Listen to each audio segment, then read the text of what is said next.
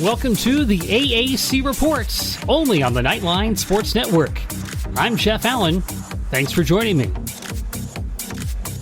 The Phil Steele College Preview magazine is a great way to get prepped as a fan for the upcoming season, and on today's show, we are delighted to have Phil Steele join us as we look at UCF and the AAC for the 2019 season. Phil, thank you so much for being here. Hey, a real pleasure, Jeff. So this is your 25th year putting out this great publication, over 300 pages of team preview deliciousness. You know, the internet was, like most of us, very young when you started, so print was the backbone of your operation. How much has changed since the beginning and in the digitally immersed world we live in today? Yeah, I'd say a lot has changed. The first thing that's changed from when I started 25 years ago is back then we relied a lot on people faxing us their newspapers and called it fax report.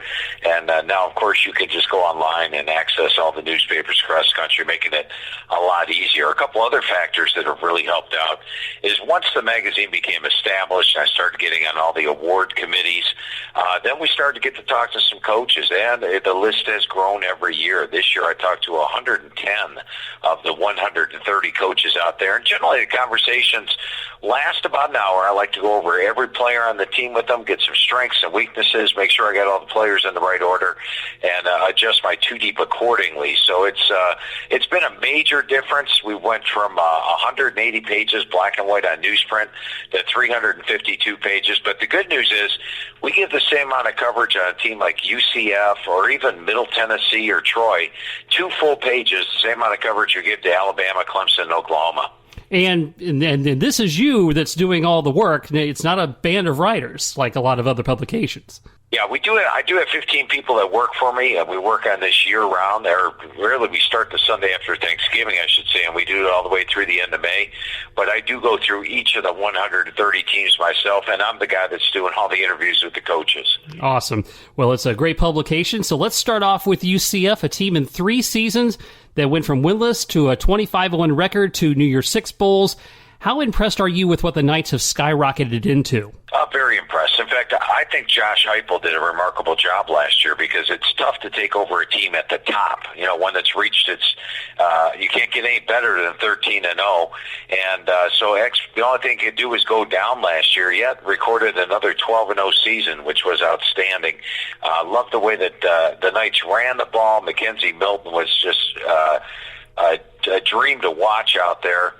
And, you look at this team overall, I think UCF was just outstanding and deserved the New Year's Day Six Bowl. As you mentioned, Josh Heupel, how impressive is that for a debut first-year coach even? Because he had to replace the entire staff because they all went with Scott Frost. Yeah, and like I said, it's tough when you're at the top like that. It's much easier at 0-12 because you can only improve. But UCF was at the ceiling last year, and he kept them there. And you look at this year's squad, they got the opportunity to stay there once again. The quarterback situation is the million-dollar question down here in Orlando. And unfortunately, with Mackenzie Milton's devastating injury last season, Daryl Mack did a nice job, but he's only played 14 quarters. Brandon Winbush has transferred in. How do you see that playing out? I look for Winbush to win the job, and I think Brandon Winbush will do a good job. I don't think he's going to be quite as dangerous as Mackenzie Milton, but Brandon Winbush has got plenty of experience. He's played on a big-time stage at Notre Dame in some big-time games. So I like the fact he's coming in. I like the fact he's got 2 running backs behind him in Adrian Killens and Greg McCray, who are both first-team All-AAC. Yeah, they are definitely stacked in the running back position. Before we continue with our interview with Phil Steele, just want to let you know that this interview was actually recorded the day prior to the news breaking on Daryl Mack's injury regarding his broken ankle. So don't know if Phil had any crystal ball information on that, but he, interesting enough, thought Brandon Winbush would win the job, and now Winbush will most likely be the starter due to DJ Mack's injury. Now let's continue with that interview with Phil as we look at the rest of the American. Cincinnati under Luke Fickell, his calling card is defense, and he's done a great job transforming the Bearcats to be conference contenders, going from 4-8 to 11-2 last year. Quite a job by him. Yeah, generally, a first-year head coach, usually when they come in, there's a learning curve. One other reason that Josh Heupel did such a great job last year, and the learning curve is that they have to learn the players' strengths and weaknesses. Players have to learn new systems. And with Fickell in his first year, he went just 4-8. But talking to Coach Fickell last year and going over the team with them prior to the year, it looked like there would probably be a change at quarterback, and the defense was stronger. And sure enough, look at the results: 11-2, just a phenomenal season. And this year, he's brought in some transfers. He's got some big-time players back. You look at his secondary, Kobe Bryant, James Wiggins are both NFL caliber. James Smith may be the best punter in the country. Perry Young and Brian Wright and Michael Pitts make up a dynamic linebacking core. And on offense, Desmond Ritter's back at QB. Michael Warren's back at running back. And they're deep at running back as well with Dokes and Thomas there. So this is a very dangerous Cincinnati team. I think that the AAC East comes down to the matchup on October 4th when Cincinnati hosts UCF. Yeah, that will definitely be a big-time atmosphere, much like it was here in Orlando last year. Maybe another shot for game day to land at a UCF-Cincinnati game, possibly. Yeah, that would be exciting. Temple, they had to reload at the head coaching position. They've had a lot of bad luck with coaches leaving for other programs. Jeff Collins left for Georgia Tech. Manny Diaz was there for a hot 15 minutes before Mark Richt decided to retire in Miami, so he went back there. Rod Carey was brought in from Northern Illinois, brought in to take over a team that went 8-5 last year, 7-1 in the conference. What kind of job does Rod Carey have ahead of him? Well, I'll tell you, Rod Carey did a great job in Northern Illinois, developing the pass rush, and he's got some guys here at Temple that can rush the quarterback. Guys like Dan Archibong, Quincy Roach can both get after him. Sean Bradley's an outstanding middle linebacker. So I think the defense will still be tough at Temple this year. And offensively, Anthony Russo's back at quarterback after taking the job from Frankie Newtile. Brandon Mack and Isaiah Wright are some dangerous receivers, and he's got good offensive linemen. The coaching changes make me wonder a little bit. As you mentioned, they brought in a new coach in Manny Diaz, and before he could get introduced and really get everything settled, he's out the door, and Carey was one of the latest hires out there. I think the schedule sets up for good success early on. You look at Bucknell, Maryland, Buffalo, Georgia Tech, East Carolina, all in the winnable category. They could very well open up the season 5-0, and that would have them playing with confidence under Rod Carey. And I said he did a pretty good job at Northern Illinois. For the record, I picked them fourth in the East this year, but I think you're going to see good defense out of Temple, and they could be a surprise contender. South Florida started last year 7-0, then lost 6 straight. It's year 3 for Charlie Strong, and the team that seemed to be reeling. Is this a pivotal year for him with the Bulls? I think it is. And last year, if you look at this team, they were a team that was the phoniest team in college football at 7-0. You look at their 7-0 record, it came against weak teams, and they were barely beating these weak teams on a week-to-week basis. Teams like Illinois, they trailed in the fourth quarter. East Carolina, they trailed. Tulsa, they could have lost to. Connecticut, they beat by 8. So somehow, some way, they were 7-0. But when they finally ended up playing real teams at the second half of the season, that's when they got pounded and went at 0-6. But this year's team is better. You look at them at the quarterback spot, and they've got Blake Barnett back, the Alabama transfer. Jordan Cronkite is the Florida transfer, so they're pretty good in the backfield there. And also when you look at them, they've got a veteran offensive line, and the defense should be solid. So I think this year's team is indeed better than last year's team, but I wonder how far they can go up, because they were a pretty phony 7-6 last year. Yeah, and I also, so obviously the South Florida Bulls are the hated rival of UCF, and it is interesting to watch their program, and it seems like they've kind of gotten stuck in the mud a little bit. Yeah, they have, and I thought that there'd be Charlie Strong. I thought stepped into a pretty good situation when he took over for Willie Taggart. He had a lot of talent there. He won 10-2 his first year, but struggled with his in the second year with mostly his talent. Now it's the third year. I would put Charlie Strong potentially on the hot seat list. Yeah, I definitely think that's the case as well. East Carolina, they're coming off a 3-9 campaign, only 1 win in the conference. Scotty Montgomery was jettisoned. Mike Houston brought in from James Madison, where he won an FCS championship. Pirate fans look to be enthused by this hire, and they kind of have a book on him since James Madison actually beat East Carolina a couple of years ago. Yeah, and I'm enthused about the hire of Mike Houston. I think there's a new sheriff in town. He's going to get things corrected in a hurry.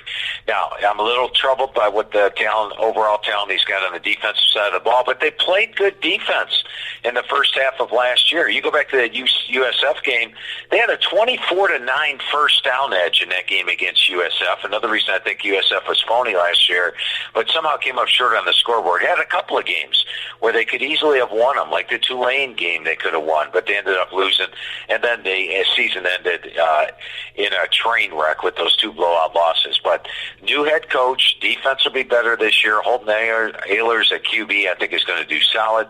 They're going to run the football more than all the pass that they've done the last couple of years, and I think that's going to make them a better team. When you look at their schedule, you could favor them over Gardner-Webb, William and Mary, Old Dominion on the road, Tulsa at home, Connecticut on the road, which would put them one upset away from a bowl. I think Mike Houston has that potential to get them to a bowl, and I like the long-range forecast East Carolina. I was concerned when they got rid of Ruffin McNeil after one bad season because he had really done a great job with East Carolina. Now, after going through 3 years at 3-9 with Scotty Montgomery, I think Mike Houston will get him turned around in the short term. Absolutely. So, thanks to basketball driving UConn back to the Big East after this next season, the Huskies will enter 2019 lame duck status in the American, only one win a year ago, winless in conference, and who knows what the future holds for their football program. What a really lousy hand Randy Edsall's been dealt. Absolutely. And going over the defense with Coach Edsall last year, it was all freshmen, and when I got off the phone with them, I'm like, wow, that might be the worst defense in college football. And it was correct. They gave up 617 yards per game, 7.7 yards per rush. That's almost a first down every time a team ran the ball. And while you could run the ball at ease on them, you could throw the ball at ease, 71.6% completions. Just a miserable defense. Now, 10 starters are back. They're going to be better on defense, but we're not looking at fearsome foursome or anything here defensively. This is a Connecticut team that still ranks near the bottom. Offensively, they were going to get Marvin Washington back, but he's not going to be there, so it's Steven Krzyzewicz. It's probably a start of redshirt Frosch. The offense is going to struggle. The defense is going to struggle. They'll probably beat Wagner in the opener. That's about all I could say there. They might beat UMass later in the year, but it looks like another rough year for Randy Edsall and company. And what do you think happens to their football program after their last year in the American? That's a heck of a question. I guess independent is probably the way to go. They could be like a UMass, but I don't really see a lot of advantages to it. So let's move out to the West. Memphis, they've been to 2 straight conference title games. They've battled UCF tooth and nail in both of those. Mike Norvell has done a great job with that program. The Tigers have managed to hold on to him. He's been a hot commodity in the coaching market. Can they reload at the running back position trying to fill the shoes of a stud running back like Darrell Henderson? I think they can. Patrick Taylor last year ran for 1,100 yards and figures to be the replacement, 5.4 yards per carry.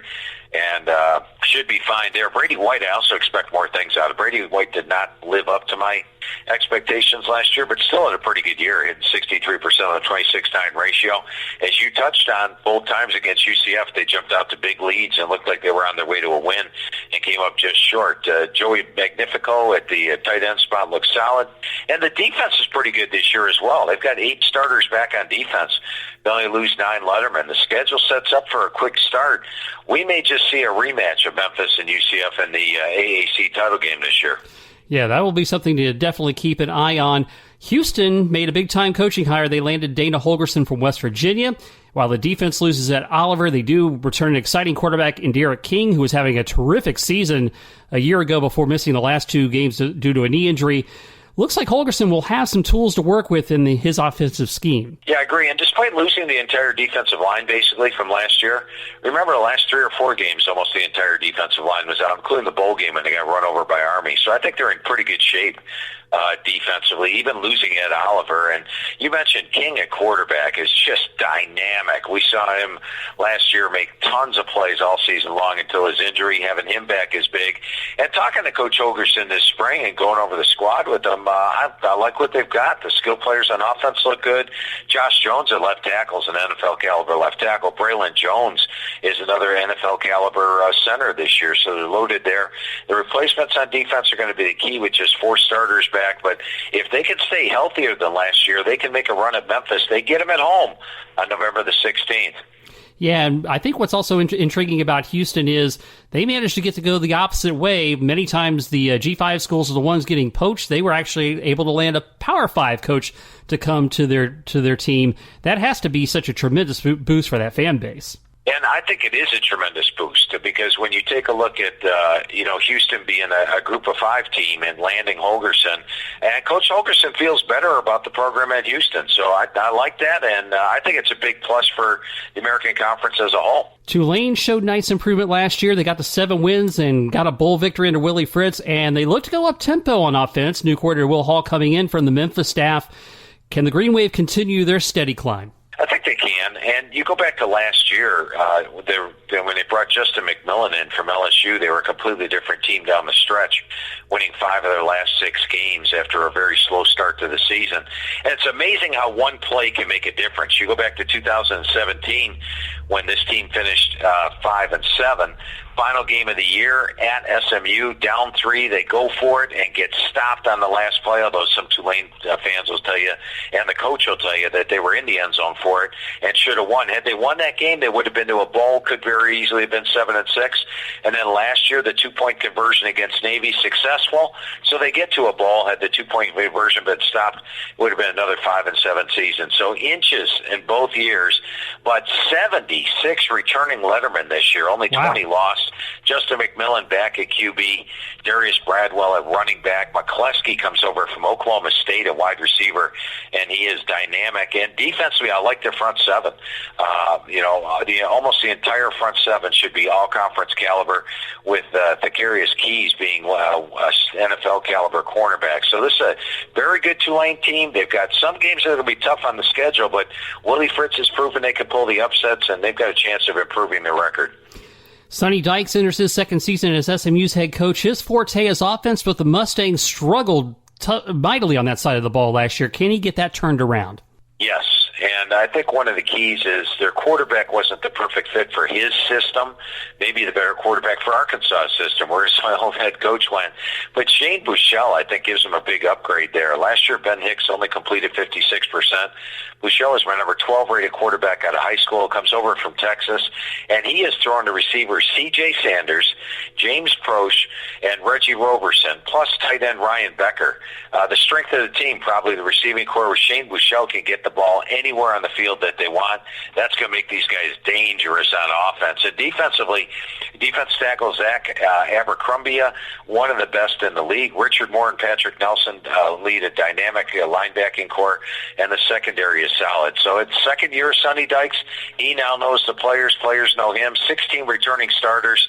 I've got them on my most improved list. I think SMU gets to a bowl game this year after a losing record. Navy had a down year under longtime head coach Ken Niumatalolo, going 3-10 last season, but they do have one of the most talented, versatile players in college football in Malcolm Perry. Last year at quarterback, slot back, and receiver, and it looks like they have settled on him as the quarterback for this season. Yeah, talking to Coach Niumatalolo, he said that maybe they misused Perry a little bit last year and then never found the perfect fit in the offense. Now they have the offense completely geared to Malcolm Perry at quarterback, and I think you will see him be that explosive, dynamic player he was in 2017, rather than the one that last year was contained a lot of the times. And, this is a Navy team that comes in with just 8 returning starters, but they never have a lot of returning starters at Navy. In fact, 2016, they had just 7 returning starters and went 9-5. And after a rare down year, you got to think Navy will be back contending towards the top of the AAC. I'm looking for a much improved Navy team. And in fact, that's another American team that makes my most improved list. They are my number 14 most improved team in the country. Philip Montgomery, 10 wins in his first season at Tulsa, but just a combined 5 over the last 2 seasons, 3-9 last year. The running game's been good, but it looks like they got a lot of competition at the quarterback position. Who do you think emerges there? And I think the 2 problems with Tulsa the last 2 years has been quarterback play. Remember the first 2 years of Philip Montgomery, this was a team that threw for 333 and 265 yards per game, complete over 60% of their passes. The last 2 years, just 170 yards per game, 53% completions. Oh, they found their quarterback. It's Zach Smith from Baylor. Remember, Phil Montgomery came from Baylor. Zach Smith was my number 24 rated quarterback. He's 6'3", 225, can make every throw with pace. And I think they're back to having a good quarterback. Now, he's got Shamari Brooks and Corey Taylor to hand off to, a couple of dangerous receivers, and Keelan Stokes and Keenan Johnson. Solid offensive line. But what Tulsa's going to surprise you this year is that defense. I remember going over the defense with Coach Montgomery, and when I got to the end of it, I'm like, wow, you guys are going to have a very sneaky, good defense. Travis Gibson, the defensive end, and Zaven Collins are bookend pass rushers. Cooper Edmondson and Diamond Gannon and Bryson Powers make up solid linebacking core. Watch Reggie Robinson at cornerback as well. He's the fastest player on the team, and he's got good size at 6'1". They also have a very solid punter in Thomas Bennett, who had a 39.1 net last year. So if you're looking for a team, you remember Tulsa, I thought, outplayed Tulane. I thought they outplayed USF last year. They played Houston even up. They had a lot of games where they played better than their record. Tulsa could be a very sneaky team this year. Well, we know UCF, Cincinnati, Memphis are likely to be top contenders for the Group of 5 bid for the New Year's Six Bowl. How does Boise State, Utah State, and some of the others out there shape up? I think when you look at the Group of 5, we may have it where it's going to be tough for anybody to run the table. You look at even UCF's schedule, playing Stanford, Pitt, and then that road trip to Cincinnati make it difficult. Memphis has a tough finish to the season. Boise's got a tough game right off the bat against Florida State. And one other team to look at out of the Group of 5 that may have a shot at getting there is Army. Army does have to play at Michigan this year, and I've got Michigan actually making a playoff. But other than that, they could be favored in every game. And keep in mind, last year Army took Oklahoma to overtime, for crying out loud, only losing 28-21. So keep your eyes on Army as well.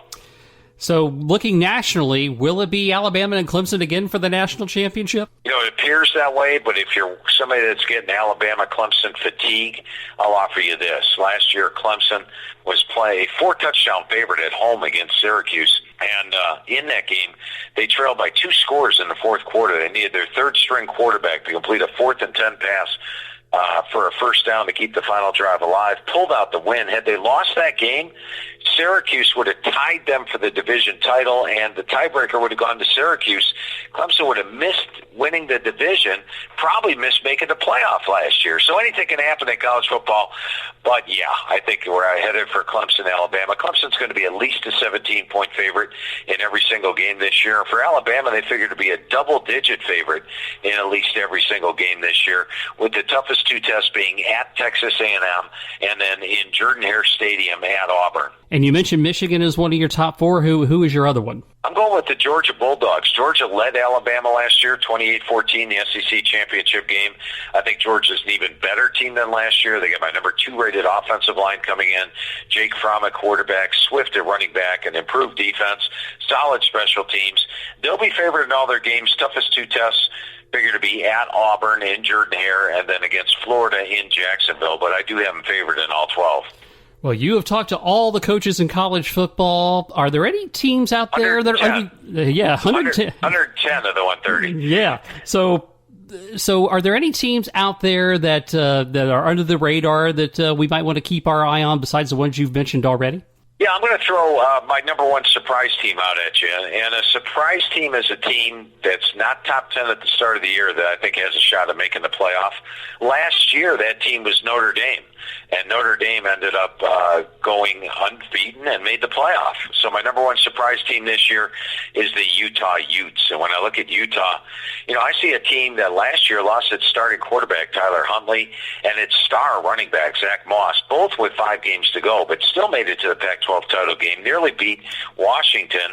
And this year, those 2 guys are both back, as are their backups. The receiving core solid, so is the offensive line. But what I love about them is the defensive line. I rate them the number 1 defensive line in the country. They go 11-12 deep on the D-line, 6 or 7 NFL caliber guys, Bradley Anae, Fotu, Pancini. They are loaded up front on the defensive line. They had Bowen in at linebacker from Penn State. They've got a shutdown corner in Jalen Johnson. Johnson, outstanding free safety, one of the top defenses in the country. Oregon and Stanford, who they had to play last year, both drop off the schedule. I think they have a chance of running the table and being a surprise team. And for my most improved team this year, last year my number one most improved team in the country was Florida, and Florida went from 4-7 all the way up to number 7 in the final polls. This year my number one most improved team is Nebraska. When I look at Nebraska, UCF fans will be familiar. Scott Frost, second year, and I think he's going to have great success. Adrian Martinez back at quarterback. You know, they averaged 23 points per game their first 6 games last year, and then 37 points per game their final 6. The defense will be improved. The schedule gets softer. Michigan and Michigan State drop off the schedule. They get the toughest 3 teams in the West all at home. I actually have Nebraska winning the Big Ten West Division this year, despite the fact they only had 4 wins last year. Well, and interesting, you mentioned his first year there, and I thought it was going to be tougher for him, not only because he was stepping up in conference, but the fact that he was actually, it was tougher. It was easier taking, as you mentioned earlier, easier taking over a winless team than a team that was kind of in the middle of the pack like Nebraska was. Yeah, and, the other thing was he was taking over a pass-happy team. Mike Riley was throwing the ball all over the yard. As you know, Scott Frost likes to use that quarterback run and get more of the spread run offense going. And it took him a while. The first 6 games, they only averaged 23 points per game. The last 6 games, 37.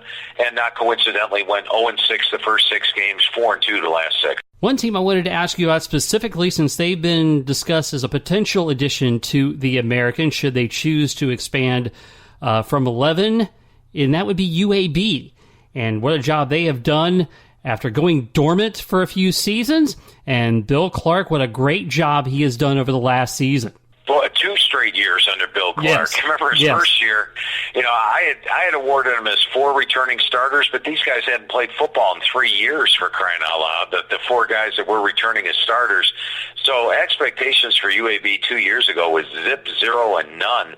If they win 2 games, they'll be lucky. Maybe they should come back as an FCS team, and he gets them to a bowl. He was my national coach of the year, and then last year won the division. So UAB is very dangerous.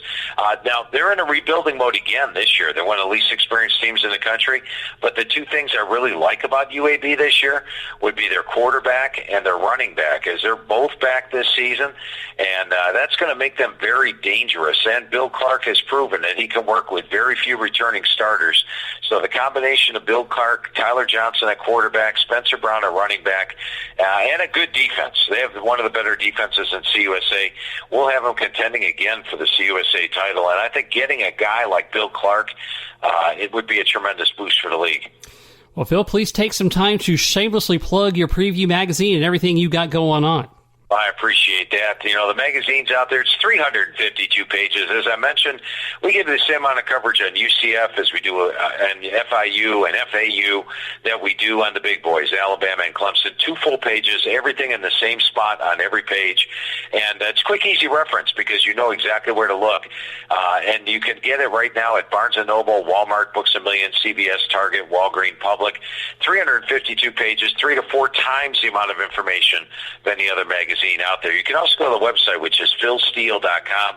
That's STEELE.com. There you can purchase the magazine online and get it sent to you, or you can download it to your iPad or iPhone, your Android device, Kindle, or even your computer. Just go to philsteele.com, and up in the upper left-hand corner, click on Digital Magazines, and they'll take you through that. So either way you look at it, it's a magazine that once you get your hands on it, you need to have it each and every football season. Awesome, Phil, and thanks for taking time to break down the AAC for us. Football is just around the corner. We certainly appreciate your time.